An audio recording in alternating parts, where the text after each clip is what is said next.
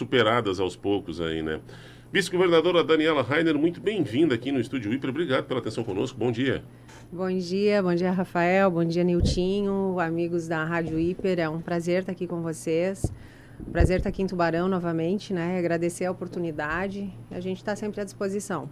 Estou confirmando aqui agora nosso colega Guilherme Neto, que toca o mesmo programa, o Hora Hiper, na Rádio Hiperativa, em Braço do Norte, está em cadeia conosco. Então a senhora fala para toda a região da Munel, aí, através dos dois prefixos. Um abraço para os amigos de Braço do Norte também, né? Que bacana. Cumprindo o roteiro pelo sul do estado? Exatamente. A gente está, hoje e amanhã, a gente vai passar aqui no sul, tem diversas agendas. E ontem passamos na Barra do Camacho também, né? Fiquei muito feliz de ver aquele projeto andando, né? A gente que deu o pontapé lá em abril de 21, quando nos procuraram, em desespero quase, né? Pedindo para que a gente desse andamento no desassoreamento, né? Enrocamento, enfim, a dragagem, né? E ontem passei lá e fiquei muito feliz de ver as coisas fluindo, né? Tá quase pronto, né? Falta retirar areia ainda, mas fiquei muito contente. E aí temos agenda hoje ainda, e amanhã terminamos em Uruçanga. Uruçanga, terra do vinho. Vai ter festa, começa amanhã a festa, isso, né? Justamente para a festa do vinho, que a gente vai estar lá na festa do vinho. Que dança, que agendinha mal, hein? Vale a pena. A gente tenta, eu recebo muitos convites, né, para prestigiar e eu acho que a gente tem que ser um indutor da nossa cultura, das nossas tradições, um fomentador, né, um incentivador, especialmente nesse momento em que as pessoas estão retomando as atividades, as festividades, num estado onde o turismo é tão importante, a nossa cultura também é tão importante. Então eu procuro prestigiar ao máximo, eu não consigo atender a todos os convites, né? Mas eu estava devendo uma visita a Uruçanga, que eu não tinha ido a Uruçanga ainda, durante o mandato, né? Então, eu vou lá pagar essa minha dívida com eles amanhã e tenho certeza que vai ser uma grande festa, né? Eu fui há muito tempo atrás, muito tempo atrás. Não vou falar, vou me denunciar aqui. Mas eu acho que eu acredito que essa nossa tradição, Santa Catarina é um estado de uma diversidade incrível, né? E aí não é só a festa do vinho, vem toda a história, né? Quando eu olho e fico imaginando as pessoas que construíram esse estado, né? Os nossos antepassados, com tanta bravura e fizeram o melhor estado da nação. Né? Então, a gente precisa prestigiar isso também, aplaudir, apoiar em tudo que tiver ao nosso alcance. A gente fala muito aqui, né? Às vezes a gente comemora os números de Santa Catarina e o Niltinho, especialmente, bate muito nisso, que, olha, não é para se elogiar o governo, é para elogiar o povo catarinense, que é um povo de uma força, uma pujança, um empreendedorismo na veia. Assim, o que eu sempre digo. Eu tenho viajado bastante, assim, principalmente no Nordeste, gosto de umas festas para lá, e eu acho um absurdo Santa Catarina não ter todo esse foco, todo esse holofote que eles dão no Nordeste. Não tem nem como comparar, Bica. As nossas praias, elas são infinitamente mais lindas. Exatamente. O nosso povo é bem mais cuidado, assim, as regiões metropolitanas, também as regiões litorâneas, não tem nem como comparar. Então, Santa Catarina tem essa diversidade. Tem uma frase que o Raimundo Colombo sempre fala, que é uma verdade, não é por ser ele, não vou dar conotação política, que Santa Catarina é sempre o último estado a entrar numa crise e sempre o primeiro a sair. Justamente, eu acho, por conta dessa pulverização econômica, de culturas, etc. Essa é a percepção que você tem também, vice-governador? Exatamente. Nós somos o único estado da federação que tem todas as macro-regiões bem desenvolvidas e com uma diversidade, uma matriz econômica tão diversa, desde do agronegócio, metal mecânica, tecnologia, a TI também, a gente está na ponta, né? E tudo que a gente... Aí passa por têxtil, gastronomia, turismo, enfim, é um estado de uma diversidade incrível e todas as nossas regiões são bem desenvolvidas, né? Os outros estados, normalmente, é em torno da capital, na região metropolitana ali, e acabou. E não tem tantos talentos como Santa Catarina tem, né? E eu concordo plenamente no que vocês dizem, porque eu sempre digo, Santa Catarina é um estado muito bom de levar, porque é um estado rico, um estado onde o povo desenvolve absolutamente tudo. A minha região lá, oeste, é uma região que cresceu pelo próprio esforço, porque foi totalmente abandonada, esquecida. E essa foi uma das razões que me trouxe para a política também, assim, conformismo, né? Mas uma região que aprendeu cooperando, se associando, E hoje as nossas cooperativas, o nosso agronegócio, a forma como organizada e cooperativa como funciona, é um exemplo para o mundo inteiro, né? Então a gente está nos mercados mais competitivos da Europa, mais exigentes do mundo, né? Não só da Europa, com produtos de qualidade, cada dia inovando mais, trazendo novidades, melhorando a nossa qualidade e com responsabilidade, né? Com sustentabilidade. Eu acho que Santa Catarina é um estado extremamente sustentável. As empresas têm se reinventado constantemente para estar na ponta da tecnologia, do cuidado com o meio ambiente, do cuidado com as pessoas, né? A gente tem um IDH muito bom aqui no nosso estado, então é realmente um estado diferenciado e eu não consigo, assim, e eu tento, né? Eu sou a vice-governadora, eu gostaria de ter muito mais autonomia para poder fazer as coisas de forma diferente, mas é justamente esse incentivo, justamente mostrar Santa Catarina, vender Santa Catarina no bom sentido, né? Mostrar, olha, nós temos as melhores praias, nós temos uma gastronomia incrível, um povo incrível que recebe muito bem. E quem já, como o Niltinho falou aqui, é só olhar o restante do Brasil, né? A gente tem muito mais qualidades, mas precisa de um fomento, de um incentivo, né? E não atrapalhar quem quer fazer as coisas. Eu acho que essa é a principal... o povo catarinense faz as coisas sozinho, só precisa ter estímulo e os caminhos abertos, né? A porta do Estado tem que estar aberta para quem quer desenvolver, para quem quer investir e desenvolver o nosso Estado e não atrapalhar quem quer fazer isso, né? Tu comentaste agora de ser a vice-governadora, e aí tu tem pouca alçada. Mas tu participaste de algumas coisas como vice-governadora, que às vezes é o que a gente falou antes de entrar no ar sobre jogar holofote. Eu acompanhei, por exemplo, Niltinho, a guerreira Daniela Rainer encarando um passeio que só, olha... O Cadorim faz cada coisa com as pessoas que eu digo, Cadorim, um dia alguém ainda vai te prender, Cadorim. Ele botou a Daniela Rainer para fazer uma cavalgada. Ali da Barra do Camacho, foram 13 horas, né? 13 horas cavalgando, cara. Chegaram à noite lá no carro sítio. já cansa, 13 horas. Tu já pensou? Eu achei, ele vai matar a vice-governadora, que vai ser preso, cara. Mas a importância para o evento da vice-governadora estar a cavalo, junto com as mulheres, né, cavalgando, isso aquilo foi maravilhoso. E um evento incrível, né, que tem ali tinha um mix de... Ontem a gente comentava isso. É a nossa cultura, a nossa tradição, a história de Anita Garibaldi, a história das tradições da nossa cultura. E aí reúne ali um turismo completamente diferente. Eu fui a pontos ali que eu nunca tinha ido. E eu já tinha andado todas aquelas praias. Achava que conhecia todas aquelas praias ali de carro, caminhando, enfim. Mas de cavalo, a cavalo a gente chegou em lugares que eu nunca imaginei chegar. E vistas incríveis, sensacionais. E eu adoro cavalgar, é uma das minhas atividades favoritas. Só que eu não imaginei que eu ia aguentar tanto, sabe? No final do dia, assim, eu estava quadrada. Mas foi sensacional. Tenho que agradecer o seu Cadorinha, a dona Ivete, as Anitas, né? As guardiãs de Anitta, assim, foi um passeio incrível, uma companhia maravilhosa. Tá vindo a tomada de Laguna agora aí. Então, se bobear, eles botam cavalo. Tô na torcida. Se bobear, vão me botar a lutar no navio, assim. Mas é uma história muito bonita que precisa ser resgatada, né? Eles fazem um trabalho maravilhoso. Assim como tantas outras histórias que a gente tem, né? Eu tenho muito orgulho a minha família sempre teve um cultivo muito grande das tradições e tal, e eu tenho muito orgulho da nossa história, das nossas tradições, dos nossos antepassados e tal.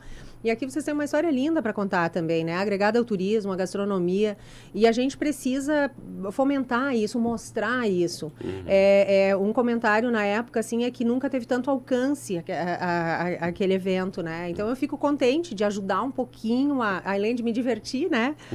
De ver pontos assim que eu nunca tinha visto, né? Por ângulos que eu nunca tinha visto antes, as belezas naturais de Laguna também, da região.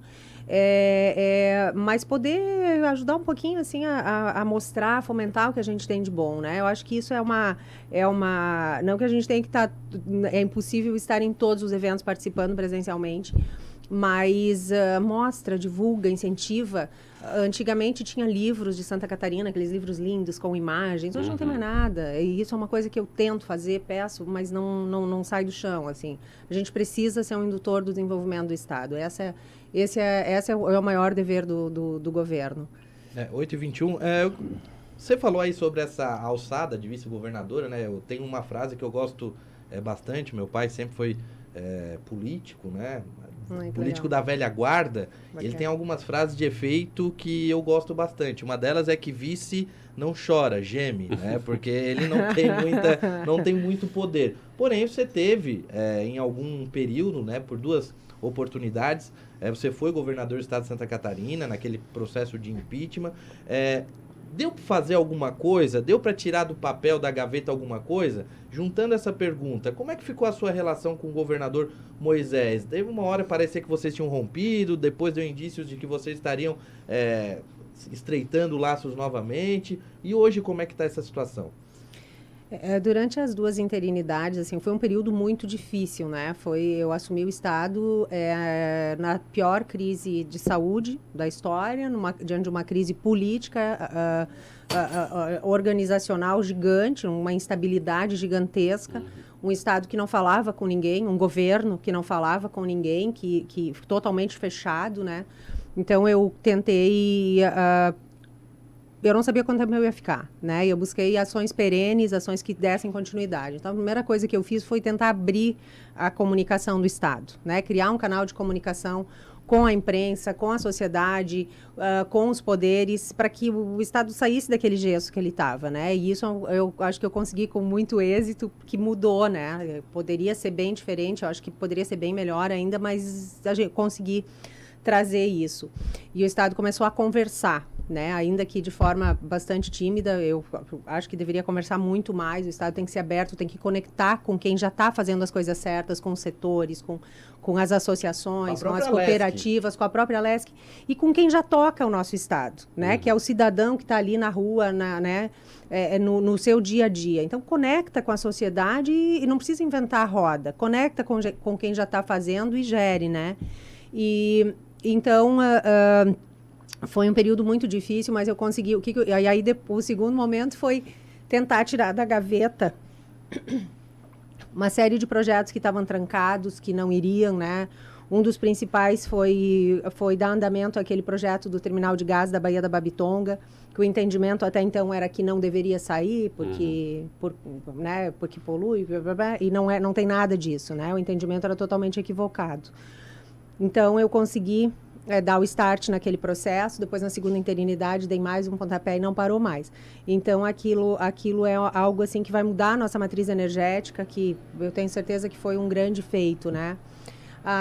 Tentei refundar, né, a Fundação Nova Vida, que infelizmente foi fechada. Aí depois foi engavetada de novo. A Barra do Camacho, que a gente falou aqui também, eu fazia séculos que estavam batendo lá na porta, o projeto não saía, eu consegui tirar do papel, botar para andar. Teve uma série de obras também que estavam travadas, que eu consegui colocar. Levei a participação de Santa Catarina para o Plano de Logística Nacional, que nunca tinha sido feito durante o governo. Aí, como é que não acontece? Mas o governo federal não tem o que Santa Catarina precisa. Então, eu tive dias, assim, foi questão de dias, porque estava vencendo o prazo, faltava menos de uma semana para entregar. Eu juntei tudo que a gente tinha, não da forma, não com a apresentação que deveria ter, né? Mas como eu não tinha tempo, eu consegui juntar tudo que a gente precisava, levei para o Ministério da Infraestrutura e as coisas estão andando, né? Então, eu busquei tirar da gaveta, eu paguei, eu lembro, uma das coisas assim que eu acho que marcou muito na segunda interinidade, eu paguei a dívida do Hospital Regional lá de Chapecó, que é algo que é a minha cidade, a minha região, né, também, e que estava sendo levado, empurrado, e eu consegui. Foi muito difícil achar uma fundamentação para fazer, mas a gente conseguiu fazer tudo direitinho. Pagamos a dívida do Hospital Regional também. Mudei a estratégia de saúde na época, né, em relação ao Covid também. Mudamos a logística para que nenhuma dose de vacina fosse perdida, para que tivesse todos os medicamentos, todas as vacinas nos postos, nas unidades de saúde, nos hospitais, para que as pessoas que quisessem, né, precisassem, fizessem uso, enfim. Foi uma série de ações, assim, eu tentei tirar tudo da gaveta, o que estava parado, e botar para andar, porque precisa alguém para dar o start, né? Depois as coisas andam. E a relação com o comandante, como é que tá? Então, teve um afastamento muito grande dele da proposta inicial, né? A gente veio com uma proposta, a gente veio junto com o presidente Bolsonaro, mas, acima de tudo, com a proposta do presidente Bolsonaro, que era o que Santa Catarina pedia, né? Foi o que Santa Catarina elegeu. E eu me mantenho muito leal a isso e vou me manter leal ao eleitor catarinense. A gente tinha uma proposta de Estado enxuto, de incentivo, justamente tudo que a gente falou aqui agora, fomentar o nosso Estado, desenvolver o nosso Estado. E, infelizmente, isso não aconteceu, né? Um fato, assim, que foi bastante marcante foi a questão dos defensivos agrícolas lá no início da gestão? Antes ainda, no início da transição, no início da transição ainda, que se decidiu, né, retirar os incentivos fiscais dos defensivos agrícolas. Então, a gente tinha, de repente, ia se pagar 17% de ICMS ou mais. Ia quebrar a agricultura do Estado, ia quebrar o Estado, porque a agricultura é responsável por 1/3 do nosso PIB. Então, foi uma situação bastante difícil, mas que eu não podia trair o eleitor catarinense, eu não podia trair não só o setor da agricultura, que é a minha base lá, o meu chão, né? Aqui também tem uma agricultura todo o nosso estado tem uma agricultura bem forte, né? E isso não reflete só na agricultura, é o setor primário e tudo que vem depois vai refletir, né? Então, a gente estava numa situação bastante periclitante, bastante difícil, e o governador não cedia de maneira alguma, por mais argumentos que acontecessem. Então, no início de maio, eu fui a público, fiz uma carta, né, uma nota à imprensa, dizendo que eu era contra e que eu ia mover tudo que eu pudesse para que aquilo não acontecesse. E, realmente, a gente conseguiu segurar para que não tivesse esse aumento na alíquota do ICMS dos defensivos, né? E eu tenho certeza que foi a melhor atitude que eu tomei, não poderia ter uma atitude diferente. Não me perdoaria se eu fosse omissa naquele momento, porque a gente teria quebrado não só com a agricultura, mas com toda, né, com a economia de Santa Catarina. Então, depois teve o hospital de campanha também, que era visto que não ia dar certo. É um caso bem pior que o dos respiradores se fosse tocado para frente. Exatamente, porque os valores eram 10 vezes mais, né? E todo mundo via que ia dar, né? Porque aquela questão foi pública, depois dos respiradores não foi público, né? Sim. Então, eu também fui a público, pedi para que revogassem o contrato, porque estava visto que não ia acontecer, né? E a tutela que a gente queria, que era a emergência, não ia acontecer, que ia ser judicializado e a gente não ia ter, né, o serviço que precisava. Então, teve uma série de situações que eu me posicionei, que eu não...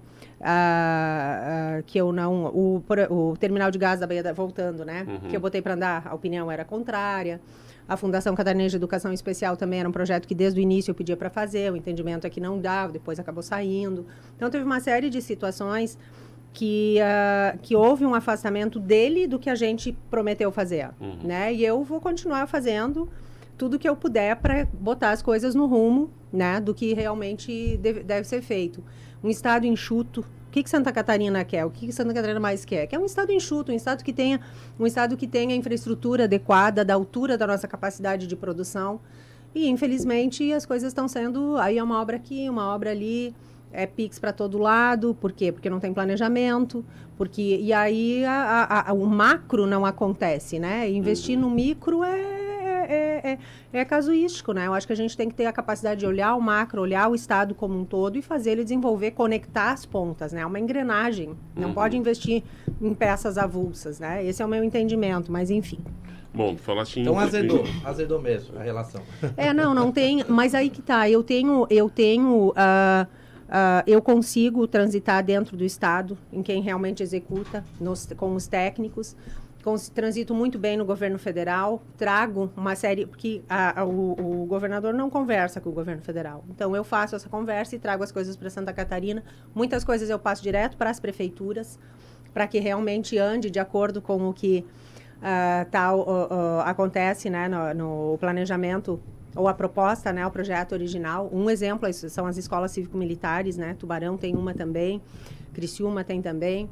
As últimas que eu consegui, eu passei direto para as prefeituras. Então, um acordo do MEC com as prefeituras. Porque aí segue o programa igual ao do MEC. Ninguém tenta modificar. E que é um programa que está dando certo no Brasil inteiro, né? Então, tem vários exemplos, E isso me fez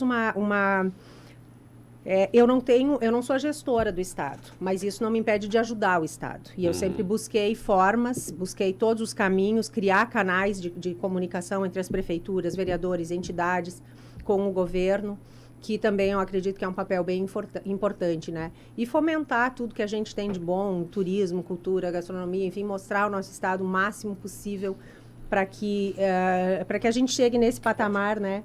De uma qualidade diferenciada, de um incentivo diferenciado.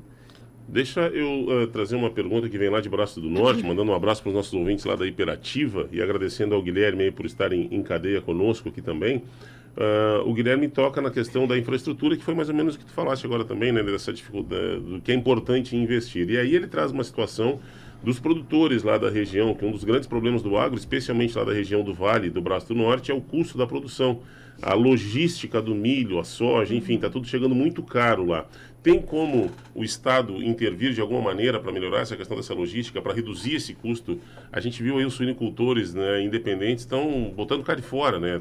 Agora o setor leiteiro também está com uma dificuldade muito grande. Enfim, é uma região que trabalha muito forte nessa área. Tem como o Estado intervir, hein? Deve intervir, né? Eu acho que uma das funções do Estado é criar condições para que a nossa produção, para que a nossa produtividade aumente cada vez mais. Isso é fomentar o desenvolvimento, né? Existe eu acho que a grande dificuldade hoje de qualquer setor produtivo, especialmente o agro, é justamente a logística, que é o que aumenta demais o custo de produção. O milho está caro, né? Os grãos, né? Que vão alimentar, que vão transformar em proteína animal, seja leite, carne, suínos, enfim, está muito caro. Chegar até aqui está mais caro ainda, porque a gente tem hoje a gente tem, vocês ainda têm um trem, né? Que ajuda aqui um pouquinho. Lá no oeste a gente não tem. Não tem nem trem, é né? só estrada, não tem nem trem, é só estrada em péssima qualidade, né? As estaduais que conectam com a BR também estão em situação lastimável, né? E essa é uma das minhas grandes batalhas, assim, das minhas grandes bandeiras. A gente precisa ter uma infraestrutura de qualidade de acordo da altura, né, da nossa capacidade de produzir. Porque, proporcionalmente, nós somos o estado que mais produz no país em proporção. A gente é um tiquinho de terra ali, né, de área, nesse Brasil gigante. A gente não consegue produzir tudo o que a gente precisa, nem a terça parte a gente produz dos grãos que a gente precisa para alimentar os animais. E a nossa logística está muito cara, chega aqui muito caro. Então, esse barateamento da produção, por meio da logística, por meio dos insumos que a gente precisa, é uma das minhas pautas principais. A gente precisa achar alternativas para que isso aconteça. Eu tenho melhoramento de rodovias, seria basicamente isso que já ajudaria o homem do campo, ou tem mais alguma ação que ou o governo do estado, ou até mesmo na qualidade de deputada federal, se a senhora conseguir chegar, pode ser feito? Com certeza, tem muita coisa para ser feita. Tem uma das situações que a gente vai... O emergencial hoje, que a gente pode fazer a curto prazo, são as rodovias. A gente tem e uma das novidades boas que a gente tem para contar é o marco ferroviário, né? Que o presidente Bolsonaro fez uma medida provisória que depois virou lei, né? Para que a gente consiga fazer as ferrovias por meio de autorização, não mais por concessão. Então, ele simplificou o processo, desburocratizou o processo, assim, N vezes, e isso trouxe muitos investimentos, né? A expectativa, isso foi em setembro do ano passado, e a expectativa era que tivesse uma dúzia, máximo, de pedidos de autorização. E em menos de um mês teve mais de 70 pedidos. E hoje, assim, tem centenas de pedidos, né, de autorização para o investidor investir em ferrovias aqui no nosso estado. A gente tem já, com o acordo assinado, com autorização assinada, o trecho de Cascavel a Chapecó, lá no oeste, que vai chegar a grãos com um preço bem melhor. E tem vários desenhos já, vários pedidos em todo o nosso estado, processando lá no Ministério, para que a gente tenha ferrovias também. Isso vai baratear bastante o nosso custo de produção. Mas a gente precisa... isso é uma coisa que demora um pouco mais, né? Sim. Agora, o que precisa é investir nas rodovias para que a gente possa fazer esse escoamento. E aí, lembrando agora, né? A gente tem o Porto de Imbituba aqui, que está pertinho, que recebe milho, leva milho para fora. E ainda aqui, Braço do Norte, que é pertinho, tá caro, né? Imagina chegar lá na ponta do estado. Então, isso precisa um planejamento macro, um entendimento macro e agir com planejamento preventivamente. Eu acho que é isso que falta, sabe? Planejar. Evidentemente que não a nossa produção, a nossa capacidade de produzir grãos aqui no estado é limitada. Eu acredito que a gente nunca vai conseguir, não dá para falar nunca, né? Mas olhando o cenário hoje, muito dificilmente a gente vai conseguir chegar à produção que a gente precisa, né? Produzir tudo que a gente precisa. Então a gente precisa baratear os meios para fazer chegar esses grãos até aqui para transformar em proteína animal. E comprando, talvez, esse espaço nas terras vizinhas, né? Vou comprar um pedaço do Rio Grande, comprar um pedaço do Paraná. É ótima ideia. Ampliar o espaço. Vamos arrendar. Vamos arrendar e plantar ali do lado. Bom, eu, para minha parte, para fechar, já são 8h37, depois eu passo para o Niltinho ali, mas para o meu encerramento eu queria falar sobre essa questão que doeu tanto no bolso do catarinense, no bolso do brasileiro inteiro, mas falando aqui especialmente porque o custo de vida subiu muito. Claro que a arrecadação do Estado acabou subindo demais junto com combustível, junto com alimento, tá tudo junto. E a gente não viu no Estado um movimento já que está subindo tanto o custo de redução nesse período de pandemia, tudo. Qual é a tua opinião sobre essa questão dessa política fiscal catarinense que, de certa maneira, contribuiu um pouco para esse arroxo que nós passamos aí, né? Essa é uma das minhas grandes discordâncias dentro do governo. Eu não consigo ver o Estado, eu não consigo aceitar o Estado, a Fazenda do Estado, como um ente meramente arrecadatório. Pelo contrário, a gente tem que... O Estado está tendo necessidade de abrir mão de receita em algumas situações. A gente teve diversas situações até o ano passado em que não podia contrair investimentos, porque a gente não conseguia chegar na letra B, porque não conseguia investir tudo que precisava em educação, por exemplo, enfim. É uma situação bastante complexa que a gente precisa olhar com mais carinho para o custo final, para o custo de vida do cidadão, né, para o custo de vida de quem está investindo no nosso estado. Mas, infelizmente, o Estado de Santa Catarina, o governo hoje, o governador, ele enxerga como um ente arrecadatório. Vamos arrecadar. E não é assim. A gente teve várias questões, assim, a própria gasolina que tu comentaste, né, o combustível que tu comentaste. O presidente Bolsonaro baixou o valor da alíquota, o governador disse, não vou baixar. Eu vou entrar na justiça e não vou baixar. Aí depois acaba, só que aí vai direto para a bomba, né, porque o sistema conecta com a lei federal. Então, acabou baixando o combustível. O combustível, assim, deu o que fazer para baixar. O presidente Bolsonaro já tinha baixado a alíquota lá atrás, né? Zerado os impostos. E aí, agora, conseguiu fazer um diferencial também. A gente barateou bastante o custo essa semana. Acho que baixou de novo, né? Mais 15 centavos. Mais 15 centavos a semana passada. Já estou perdida aqui no tempo. Hoje já é terça. Então, tem conseguido um efeito bacana nisso, mas tem diversas outras cadeias de produção que a gente está trabalhando nisso, o governo federal está trabalhando nisso para conseguir baixar, e eu acho que o governo do estado deveria ter esse compromisso também de melhorar o custo para o cidadão, de melhorar o custo final lá no cidadão e não enxergar como meramente um estado arrecadatório, né? Eu não concordo de maneira nenhuma com isso, a gente precisa ter uma política fiscal diferenciada, para que a vida do cidadão fique mais... Porque quanto mais dinheiro girar, né, não é em quantidade, a quantidade em números de alíquota, né, é em número de movimento que realmente tem que ter um diferencial. Então, quanto maior o movimento, acaba compensando que o Estado diminui um pouquinho na alíquota, né? Tem que ter esse cuidado, sim. E nesse caso do combustível, é o que eu sempre falei pro Bica aqui, que eu acho um absurdo, né? Quando o governador Moisés assumiu, nós pagávamos ICMS sobre R$3, hoje nós pagamos sobre 6. Então, quer dizer, no mínimo a arrecadação dobrou, uma matemática básica, né? Não diminuir, não querer diminuir, chegar a entrar na justiça para que essa redução não ocorresse, é uma tremenda insensibilidade. Foi uma tremenda insensibilidade. Ainda bem que voltou atrás, não, eu teria que comprar mais uma briga. Deixa eu fazer, eu tinha algumas perguntas para fazer, mas infelizmente o nosso tempo está estouradaço. Eu queria saber, quero levar mais um pouco para a parte política. Você não acha um erro de estratégia do Bolsonaro não interferir, tentar uma unidade entre o Amin e o Jorginho Melo aqui em Santa Catarina, visto que eles têm bons números e daria uma boa possibilidade deles irem ao segundo turno juntos, né, e não pulverizar uma candidatura conservadora no Estado? É evidente que o presidente Bolsonaro tenta fazer, né, as composições, e ambos apoiam o presidente, né? E ele tem uma tentativa, assim, nesse sentido, mas depende dos dois lados, né? A gente tem a candidatura do senador Jorginho Mello ao governo do Estado, já é uma candidatura que vem há bastante tempo, que vem sendo trabalhada há bastante tempo. O partido do presidente, tem o apoio do presidente, mas os dois lados têm que ajudar, né? Não dá, o PL tem disponibilidade, está conversando.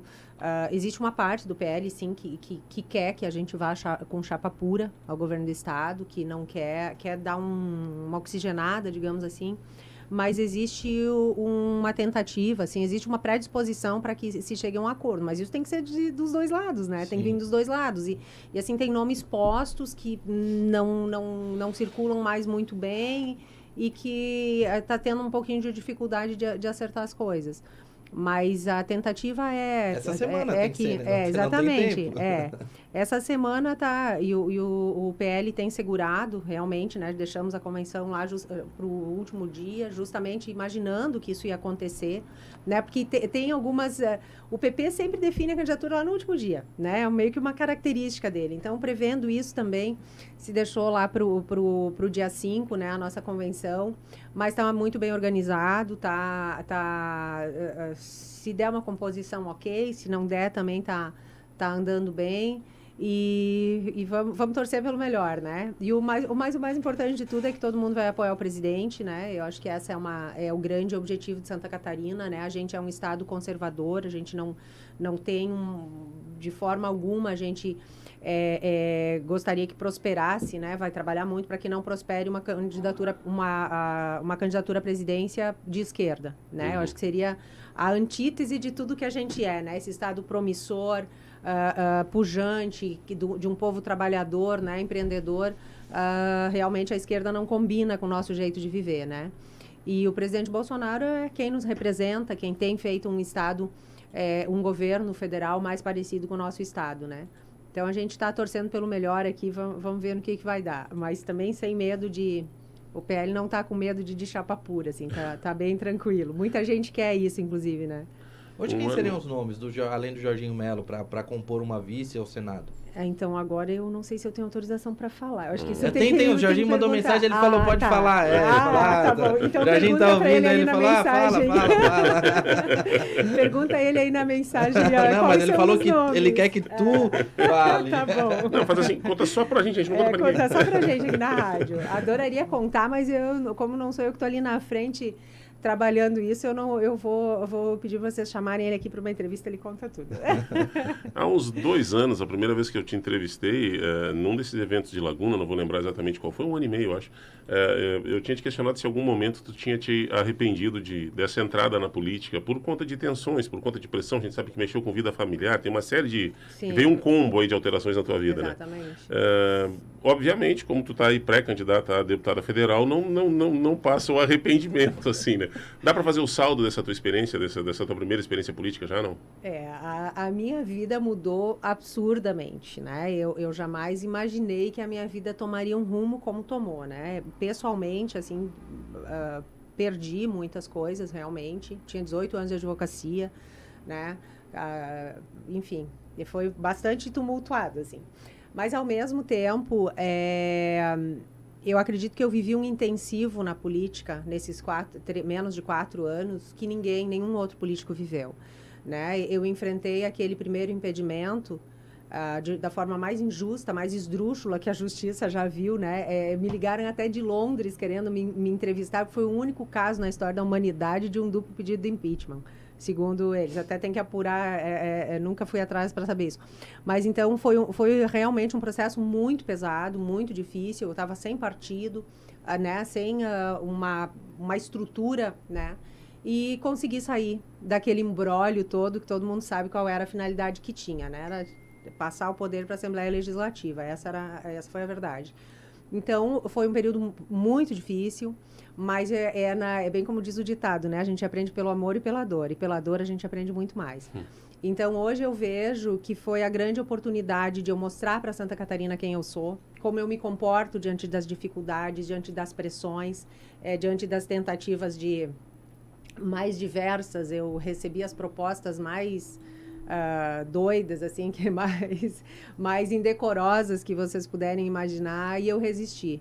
E eu acho que hoje o saldo disso, assim, é de muita gratidão por eu ter tido a oportunidade de me mostrar para Santa Catarina, de Santa Catarina me conhecer um pouquinho, assim, né? Mas conseguiram me conhecer. Uma pessoa que era uma outsider, que chegou na política, né? Cheia de sonhos, cheia de vontade de mudar o nosso estado, o nosso país, de botar um país realmente equilibrado, sem corrupção, né, pujante, né, de acordo com levar um pouquinho desse nosso jeito de viver aqui em Santa Catarina para a política também. E hoje eu percebo que se eu tivesse tido uma vida fácil no governo, talvez eu nunca teria me destacado, talvez eu não teria sido vista pelo Estado. E eu tenho muito orgulho da história que eu tracei, de ter resistido a todas as pressões, de ter mantido a minha palavra, que é o mais importante, né? Acho que nenhuma liderança consegue crescer sem ter palavra. E eu mantive a minha palavra, mantive o firme, né, o contrato que eu fiz com Santa Catarina lá em 2018. E pretendo continuar na política, sim. Hoje eu sou pré-candidata a deputada federal. Eu acredito que essas limitações aqui também fizeram com que eu fosse a Brasília buscar defender os interesses de Santa Catarina. Fez com que eu entendesse o processo, como as coisas acontecem no governo federal, dentro dos ministérios também. E isso me trouxe um know-how bem importante que eu quero usar agora como deputada federal, se Deus quiser, né? Então, foi muito difícil, mas foi um intensivo que me ensinou muito sobre a política catarinense, sobre a justiça catarinense, sobre as pessoas que estão, né, representando o povo hoje. E o mais importante de tudo, Rafael, é o que eu ouço na rua. As pessoas me param na rua, conversam comigo, falam, pô, a gente torceu por ti, tu é a nossa governadora, e tu és uma pessoa íntegra, tu manteste a tua palavra, tu não traíste ninguém. Então, isso é muito importante, né? E eu acho que esse é um capital político bastante respeitável que eu consegui construir em menos de 4 anos, né? Um período muito curto para tudo que aconteceu, né? Para esse intensivo todo que aconteceu, e o saldo é muito positivo, tenho certeza.